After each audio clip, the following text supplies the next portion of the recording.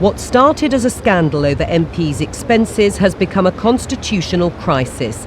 The focus is now on the figurehead of the House of Commons, this man, the Speaker, who has presided over a system found to be totally flawed. Michael Martin's in the frame for his handling of the whole expenses saga. He's been painted as the block to reform. He is the figurehead of Parliament, the House of Commons referee, Westminster's ambassador. And tonight, the Speaker, Michael Martin, is hanging on to his job by his fingertips. He would be the most high-level victim of the expenses saga if he quit. But Speaker Martin today tried to hang on to his office. He started with an apology. Please allow me to say to the men and women of the United Kingdom that we have let you down very badly indeed. Your early retirement, sir, would help the reputation of the House. Many out there will not believe that we are serious about the changes that are necessary as long as you are in the chair.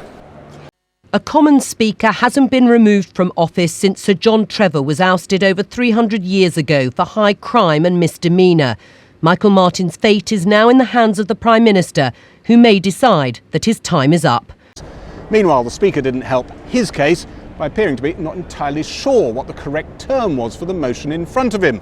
And soon, MPs from all parties were heckling him, the man whose word should be final.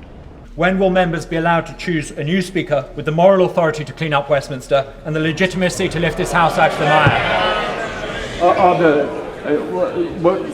I know that the Honourable Member has taken... I'll answer. I know the Honourable Gentleman has taken advice. It's not a substantive motion. It's an early day motion. Well, the Honourable Gentleman is telling me it's not. Please give me the credit for having some experience in the chair. It's not a substantive motion. It is an early day motion. MPs started heckling that the Speaker had it wrong. Order.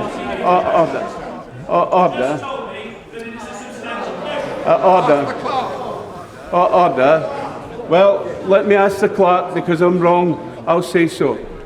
The clerk. It's a motion on the remaining orders. It's a motion on the remaining orders.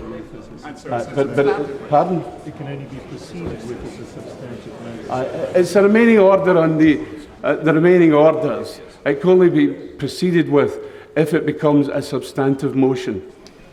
Order. The thing you cannot deny is that the Speaker has opposed reform. He tried to cover this thing up. He even went to the courts to get the Freedom of Information Act excluded from covering the Commons. I've spoken to him about that.